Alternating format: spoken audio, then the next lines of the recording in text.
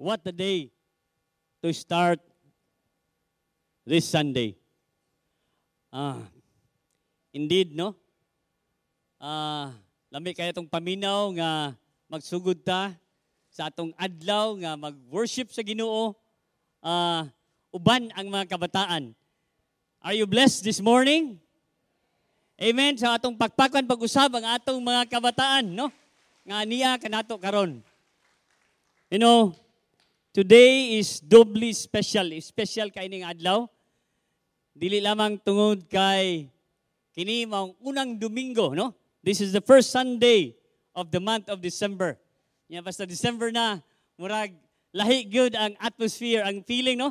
Kay doon lang gyud ang December 25, no? Although it is not necessarily the real birth date of the Lord Jesus Christ, but we are celebrating His birth, ang iyang pagkatao, no? Iyang pag-ani din sa kalibutan para sa atong kalawasan. But this is special not only because of this first Sunday of the month of December, but you know what? Ganong special ni karon? Because it's okay, so it's Kids Central Sunday. Happy Kids Central Sunday, everyone! Woo! Okay, nawala ang sound. So once a year, atong yung gituyo kinino nga gitagaan atong higayon ang atong mga kabataan, no? Nga maka-join sa ato, makauban ka nato sa pagsimba sa Ginoo, no? Do you know nga ang mga kabataan nalipay gyud nga makauban ka nato karon nga buntag, no? Because I hope nga by this time nagatuon na gyud ta, no, nga ang mga kabataan bisan sa ilang kabatanon, sa ilang kabata, no, they are capable. Pwede sila magsimba gyud sa Ginoo. Amen? Amen, no? So they can worship God, no? Pareha ining sa kids camp nga nag-worship gyud ang mga bata, no, uban sa mga volunteers. And they can study the Word of God together with their father, no? Or with their parents. So gwapo kay nga picture, no? Si Ayoli. And they are capable also, pwede sad sila maghatag sa ilang ikapu, their tithes and offerings to God. No, so bisan og pwede siguro nga insignificant ang amount apan sa Ginoo nalipay kayo ang iyang kasing-kasing, no? So dili ginato pwede nga i-underestimate unsa ang mahimo ug ang spiritual abilities sa isa ka bata, no? They have a sensitivity to spiritual things that we should always be aware of, no? So dunay isang pastor nag-ingon nga dili gyud ko mag-share sa ka bata hangtod dili siya maabot sa pangidaron nga 12 or 13 anyos. Uy, no? Kay matud pa niya dili daw makasabot ang bata sa edad nga 12 o 13 anyos sa mensahe sa gospel sa atong Ginoong Hesus. Apan, nasayop siya, no? Tungod ka even si Charles Spurgeon, no? Ang the prince of preachers, ang pinakabantugan nga preacher, nidawat siya sa Ginoo, nahimo siyang sumusunod kang Kristo sa edad nga 12 anyos. No? 12 anyos. Nidawat na niya ang Ginoong Hesus ug sa edad nga 17, nagsugod na siya pagkapastor. And until the day he died, he continued to serve God, no? Si Polycarp, katong pinakaunang martyr, no? Idawat siya sa Ginoo sa edad nga 9 anyos. Nisunod siya kang Kristo, no? So, balik ko kang Charles Spurgeon, no?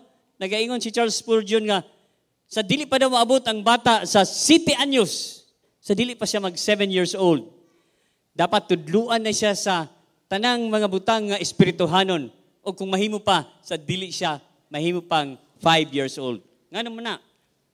This supports ang findings, no? Nga before sa wala pa before the age of 5 or by the time nga a child is 5 years old, napurma na ang iyang karakter, no?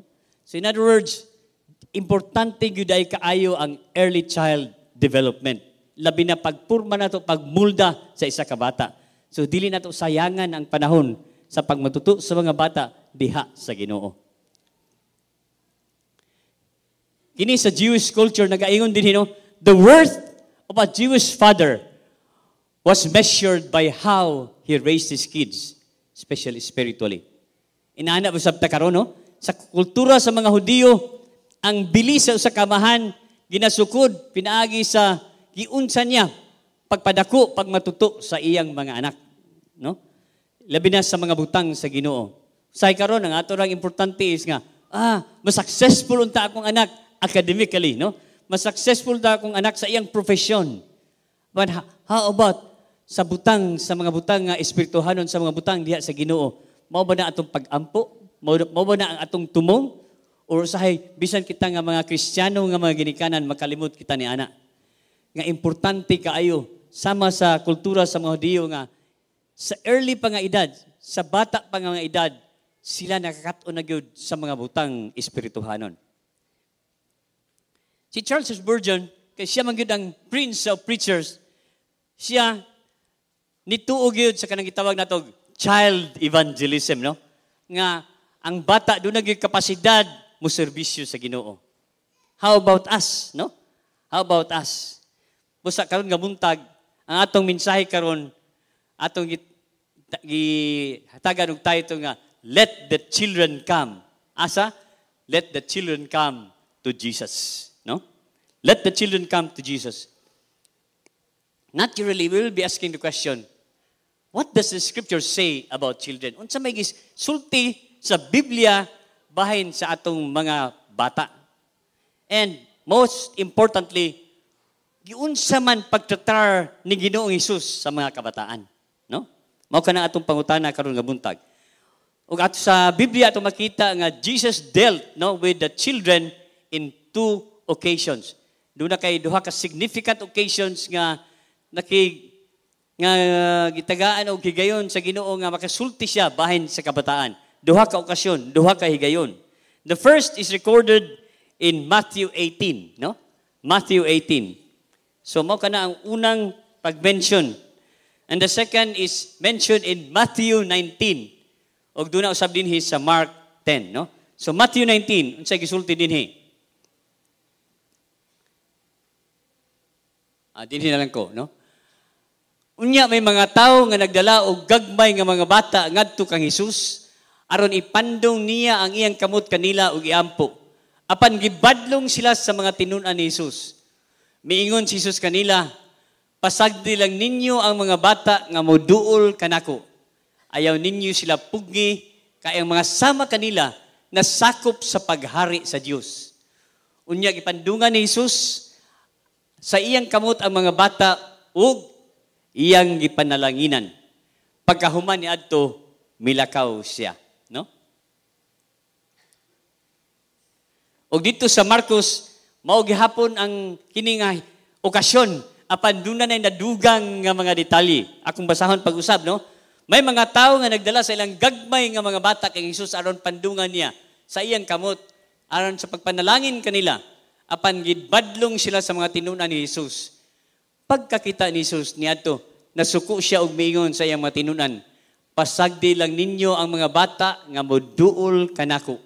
Ayaw ninyo sila pugni, kay ang mga sama kanila nagsakop sa paghari sa Dios. Sa pagkatinuod, si bisan kinsa nga dili magpasakop sa paghari sa Dios nga sama sa pagsakop nining mga bataa, dili gayud sila mahayapil sa gingharian sa Dios. Unya gikugos niya ang mga bata, gipandong niya ang iyang mga kamot o gipanalanginan niya sila, meaning ang mga kabataan. Mag-ampo ta. Among Dios nga mahan, nagapasalamat kami sa imong pulong. Gamita kini imong pulong, Lord, nga buhi nga pulong nga aduna kami makatunan karon nga ma-enlighten ang among hunahuna ug matandog ang among kasing-kasing nga makasabot kami Ginoo unsa gyud ang imong pagtan-aw sa kabataan, Lord, sa mga bata ilabi ang batang gagmay, Lord. Og unsa-unsa namo, Lord, nga kami usab mahimong imong mga mata ay imong mga kamot, Lord, og mga baba nga magpanalipod gayud og magahigugma gayud sa mga bata. Kining tanan na among giampo sa ngalan ni Hesus. Amen. Okay, no? Kini, no?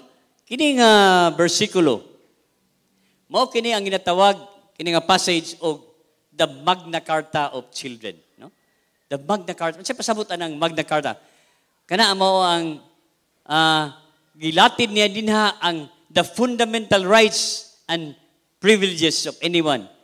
And in this case, the children, no? Unsa ba ang fundamental rights and privileges of children as far as God is concerned, no? Doon na kita, no? Makita din nga mga importante kayo nga mga observation, no? O mga leksyon nga atong makita. Number 1, din sa verse 3, no? Adunay may mga tao nagdala sa ilang gagmay nga mga bata kay Jesus aron pandungan niya sa iyang mga kamot. So atong i-picture, no? Ani nga panahon si Jesus, no? Nagawali, ministeryo sa mga katawan, daghang baga sa katawhan nga nagpalibot kaniya tungod kay daghan ang gusto makaduol kang Ginoong Jesus. So here he was, Jesus was in a crowd. And in the midst of this crowd, sa tiliwala nining baga nga katawhan, di naa si Jesus, dunay mga tao. Kinsa ning mga tao nga nagdala og mga bata? Dunay mga tao nga nagdala. Siguro kini ang mga ginikanan, no? Ilang gidala, excited kayo sila nga, no? Gusto nila nga dadon ang ilang anak ngadto kang Jesus. So siguro miliot sila, no? They squeeze themselves among the huge crowd niya. Liot gyud kay para madala nila ang ilang kabataan ngadto kang Jesus. Ug sa diyang imbis nakalusot na unta sila, no? Nakitaan sila sa mga disciples. No, excited kayong ginikanan. You know, kining hulagway, nakapadumdum kanako natong bata pa ko. Itong gamay pa ko. Although karon gamay lang gyapon ko, pero gamay pa ang edad. Pero natong gamay pa akong panuigon, no? Makadumdum ko labi na sa Semana Santa. Danon ko sa akong mama nga paglabay anang sabta ninyo unsay mo labay kanang murag karo nga dako kayo. Alsahon din ko sa akong papa or sa akong uncle sa aptik yun, kat, no? Para makalikuha lang atong lukay. O makakuha lang kayo or mapahid na ko tong panyo nga gisugo ko nga akong ipahid. So, grabe yun. O yan sa kadaghan sa mga tao, liot kayo. Makakuha lang ko atong lukay. Makapahid lang ko ato. Perting lipaya, no? Ay, murag yung langit nga, murag successful ang operation. Nya malipay kayo akong mama, anak, no? Lipay kayo akong mama. So, atong panahon na doon na gihapon may passion, no? We are very passionate about it. Yan man ang giwali ni Pastor David, no, nga we can be passionately wrong. Nga pwede di ay nga passionate ka sa kabutang, pwede sad nga dili gyud necessary nga sakto kato nga butang, no? So excited kayo kung mama atong panahon na lipay kayo mi.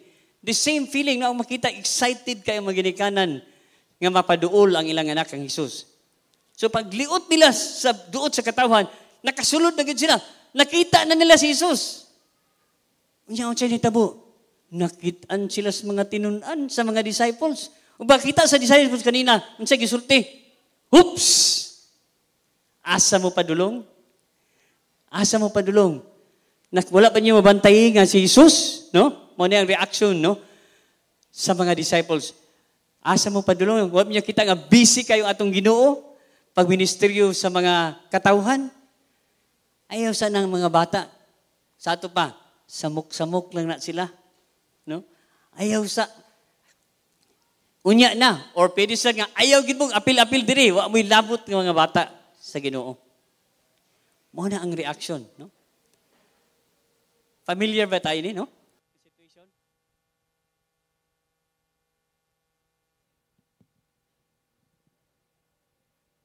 Hello. Okay, so atong makita nga ipugan sa mga disciples, sa mga tinunan ni Jesus ang mga ginikanan o ang mga kabataan sa pagduol kang Kristo Jesus. Marag makadumdum ko ba? Kung ako siguro isa sa mga disciples, apil ko ini. Kay kasagara sa mga natay mga activities na ako sa crowd control. Kami na June Inson. Na James, apil gud mi ini nga crowd control gud mi. No, kinit. nga asa ka padung, wa kay ticket. No? So, pero ako maingon nga sayop to ha. Ako maingon. Pero ma-imagine na ako ang kagalingon nga apil ni ana no nga siguro apil ko sa mga disciples. Oops, asa mo? Ayaw sa. Dili pa mo pwede. Pero unsa may reaksyon ni Ginoong Hesus niingon siya, no?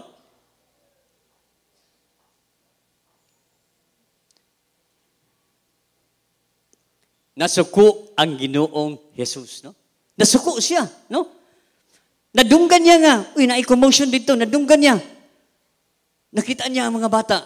Sa diyang gipugkan sa mga tinunan, sa iyang mga tinunan, nasuko ang Ginoong. In fact, the English word for that is, Jesus was indignant. Grabe nga kasuko. O niingon siya, no? Nga, pagkahuman, nasuko siya sa pagpugong sa mga disciples. Yang giingnan nga, ayaw niyo pugi ang mga kabataan nga moduol kanako. Kay ang gingharian, anaa kanila. No? Anaa kanila ang gingharian. Nga igsuon, nakita nato nga, mas duol day ang mga batang gagmay, kay mga batang gagmay man diha kang Kristo Jesus. Kay bisan kay sa iyang tinunan, no? Kaya ingon ta sa Matthew 6:33, seek ye first the kingdom of God. Sa ato pa ang matinunan, mangita pa sa gingharian sa Diyos. Pero sa mga kabataan, labi na sa mga batang gagmay, ang yun ang Ginoo, the kingdom of God belongs to them already. No? Ila na ang gingharian sa Diyos. Sa ato pa, katong nagbadlong, mas layo pa ay sa Ginoo kay ni atong mga bata nga ilang badlong sa pagduol kang Hesus. Siguro ato kanang kapanaminan mga igsoon, no? In the way with the children around us, whether they are our own children or we are the children of others who are in this church.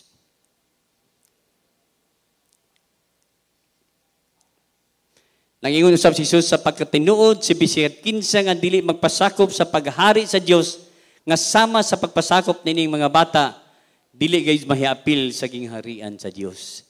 Strong words, no? Whoever does not change and become like a little child will never enter the kingdom of God. Strong nga mga pulong sa Ginoo. No? Wala siya magingon nga, lisod makaanha sa gingharian sa Diyos. Apan ngayon, dili gad ikaw makaapil sa gingharian sa Ginoo kung dili ikaw mahimo nga sama sa usa ka bata. Unsa may pasabot sa Ginoo diha, no? Sabot pa na nga, mahimutang gagmay mga bata mo balik. No, I think dili ka na ang ipasabot. But we will discuss that later as we proceed, no? Unsa pa gingon ni Jesus? Nakita nato dinhi, unsa pa atong obserbahan, nakita nato nga willing kayo, dasig kayo ang Ginoo to go to the children. So manang niingon dinhi nga hinduol siya sa mga bata o gikugos niya ang mga bata, gipandong niya ang iyang kamot kanila o gipananalanginan niya sila, no? He came to the children, embraced them, no? And bless them. O diha pa siya mulakaw. Importante kayo sa Diyos ang mga kabataan. The second occasion. Mao katong unang higayon, no? Ang kaduhang higayon nga nag-mention si Jesus about children is this. Og nahitabo kini sa isa ka higayon nga duol ang mga tinun-an ni Jesus kaniya og nangutana sa usa ka pangutana. Iduol ang tinunan niyon. Ginoo, Lord, who is the greatest in the kingdom of God? Nahitabo kini sa panahon, no, in the time that Jesus was about to face his death. And between the time of his death and between the time of his resurrection, si Jesus busy na kaayo nga nag-prepare sa iyang matinunan bahin sa iyang kamatayon o unyang sa iyang pagkabanhaw. Serious na kay si Jesus ang iyang mga tinunan. In the midst of all these things, unsay pangutana? Kinsay mas labaw kanamo sa among tanan? Kinsa may pinakalabaw? No? Bisan dayang atong mga tinunan atong panahuna, carnal pa kay hunahuna. Ang ilang hunahuna pagyud nga bisag serious na kay Ginoong Hesus sa ilang pagtudlo kanila. Hunahuna kinsa gay makauna namo? Si Pedro ba? Si Juan ba? No? Or dili ba ka ako? Who is the greatest? Nya unsa may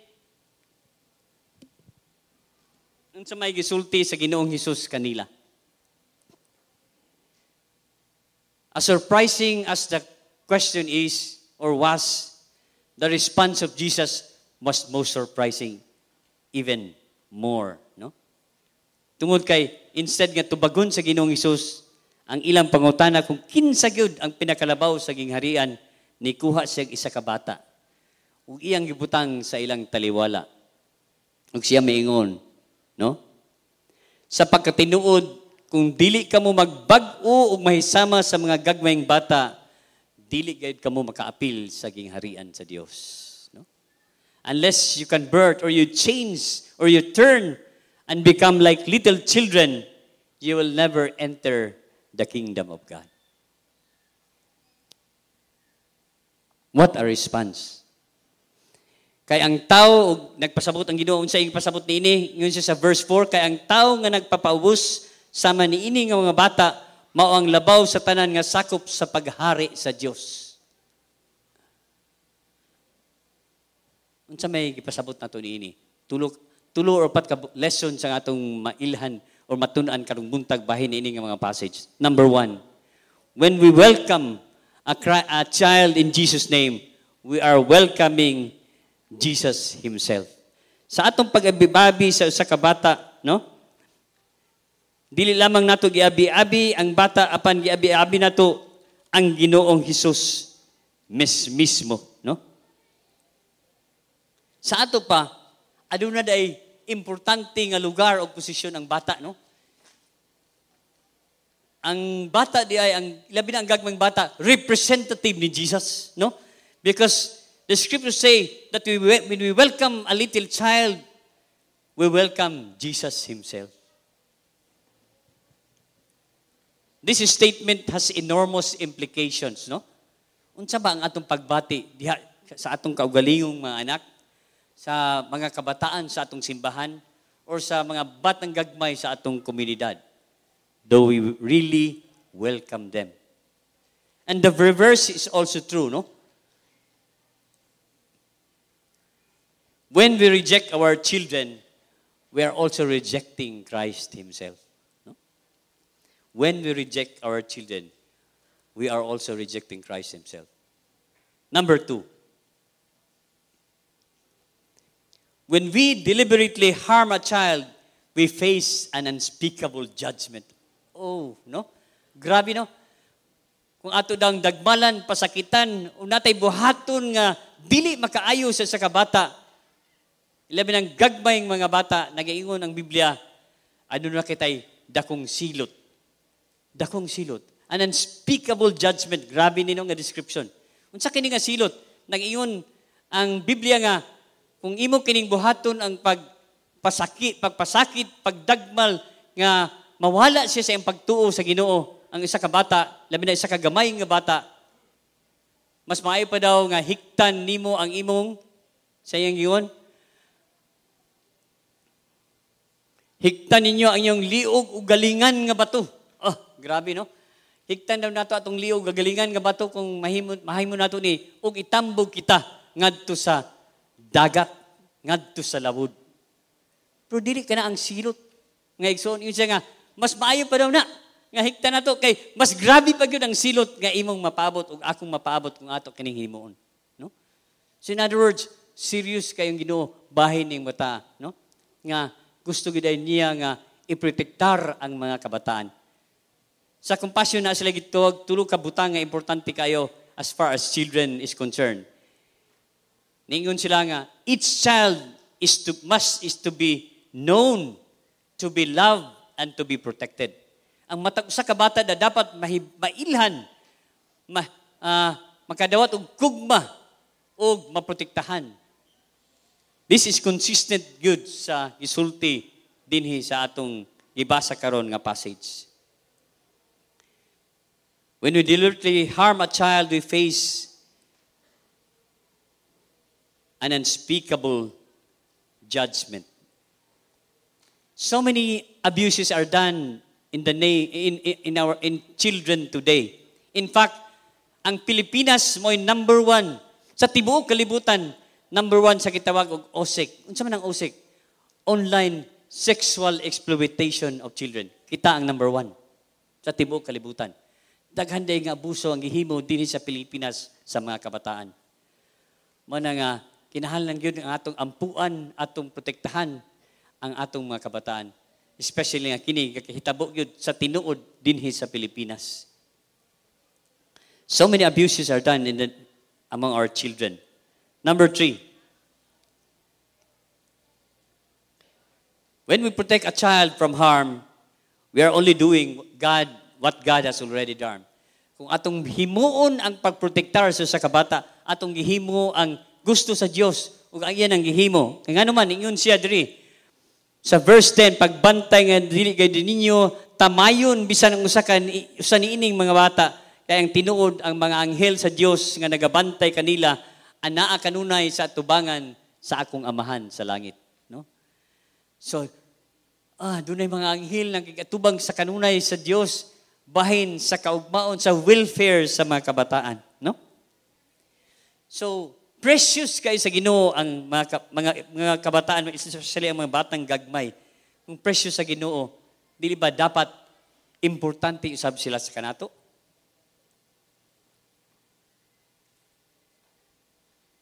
To summarize our message this morning, malimtan mo ninyo ang akong tanang gisulti. Timan-i kini nga duha ka prinsipyo. Nga atong nakutlo dinhi nga passage. Be like children in relation to God. Number 1. Be like children in relation to God.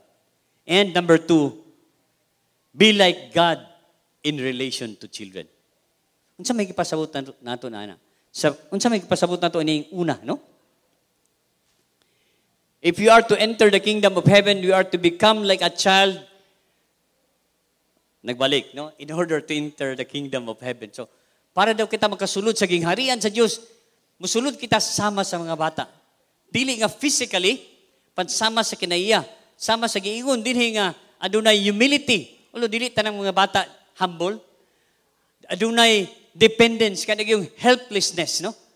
Makasulod kita daw sa gingharian sa Dios kung guna tay dili independence, dili self-reliance, but dependence upon God. Helplessness. We come to God as we are, weak, dependent only on Him. No? We cannot come to God with our good works. Dili kita manghana sa Ginoo sa atong maayong binuhatan. Tungod kay sikat kita, doon na kita'y madala sa Ginoo, doon na kita'y magkabtangan, maayong atong angkan. No. We come to God as weak, as dependent, as helpless, because walay makaluwas ka nato gikan sa atong kaugalingon apan pinaagi lamang sa gibuhat ni Kristo Jesus dito sa krus sa Kalbaryo. We cannot save ourselves. Muna nga, sama sa kabata, no? Gagmayng bata, di ba? Helpless man na sila, no? Sa gamay pa. They always looked up to their parents for provision, no? Ganun silang gahuna-una nga, ang mag-provide sa ilang panginahanglan, ang mag-protect kanila ang ilang mga ginikanan. Mao daw na dapat ang atong kinaiya sa atong relasyon sa Ginoo. An attitude of dependence before God. Dili nga self-reliant. That is why, in relation to God, we are to become like little children. Wow. Guwapa kay si Yoli o ingubang mga kauban, no? The second one is, okay, the church is not just an assembly of the chosen, but also an assembly of the childlike, no? Maudi na ang description sa iglesia, no? An assembly not just of the chosen, but of the childlike. Kita mga igsoon, sama ba kita sa atong kinaya sa mga bata karon o puno na ta sa mga garbo, sa mga sala, no? Sa mga kanang butang instead nga makaduol kita sa Ginoo, mahimo nung hindrance sa atong pagserbisyo o pagsimba sa Ginoo. Ato kanang tubagon mga igsoon. And the second one is, be like God. Kuyaw kayo nga phrase, no? In relation to children. So, wala lang matiwas, no? Dili ko gaingon nga, parihutang kibuloy. Be like God in relation to children, no? Be like God in relation. Kaya nang man, unsa man ay pagtanaw sa Ginoo sa mga bata. Let me close with this verse. Psalm 17 verse 3. Ang mga anak, gasa o panalangin gikan sa Ginoo. Sa original nga language, no? kini nga gasa o panalangin, i-translate kini nga nahala. Ano sa manang nahala, no? Nahala means heritage, inheritance, heirloom, no? Mao kana, no? Ang bata daw, ang gagmayng mga bata, ang mga kabataan, inheritance, heirloom, heritage, nga gihatag sa Ginoo. Gikan sa Ginoo. Unsa man ang heirloom sa Bisaya? Di ba kanang murag na kay alahas no example na alahas nga gihatag sa imong kanunuan, sa imong grandparents, sa imong mama, gihatag sa imong nak. Kining alahas sa ako pagid puning ginikanan sa una. Kining mahal kayo ni, importante kay grabe kay nig value akong ihatag sa imo nak. Tipigi gayud kini, no? Ayaw kini walaa. Sa paghatag sa imong ginikanan or sa imong apuhan, diha kanimo niini nga heirloom ni ana nga alahas. Moingon baka, hay salamat na nagkuy adto sa 3D pawn shop, no? Ana ba imong nahon nato, no? Nga nanatay pawn shop dayon. No, tungod kay heirloom siya, pamana siya. Dili ginato na hunaw-naon. Ako gining tipigan, ako gining ampingan kay pamana kini sa akong ginikanan. Mausab ka na, dapat ang atong kinaiya ngadto sa mga bata. Because the children are an heritage, an inheritance, an heirloom from the Lord given to us. Ato kanang pamanandungan mga igsoon, nga ana day ka importante, ana day ang pagtan-aw sa Ginoo labi na sa mga batang gagmay. So, dili lamang nga ato silang higugmaon, ato silang protektahan, ato silang i-train sa mga ways sa Ginoo aron sila magdako diha sa mga gawi o sa makasulod gayud sila sa gingharian sa Dios. The challenge for us this morning, brothers and sisters, is can we be like the little children in our attitude, in our humility? Mahimo ba kita nga sama sa mga bata? Ug ang ikaduha, ato bang tratuhon ang mga kabataan sama sa pagtrato sa Dios kanila?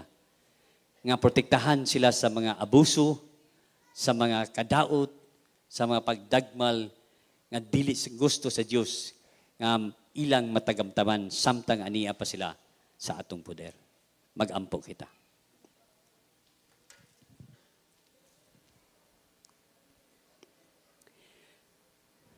Heavenly Father, nagapasalamat kami sa imong pulong nga nagatudlo ka namo nga importante gayud ay ang mga batang gagmay, ang kabataan sa imong atubangan o Dios.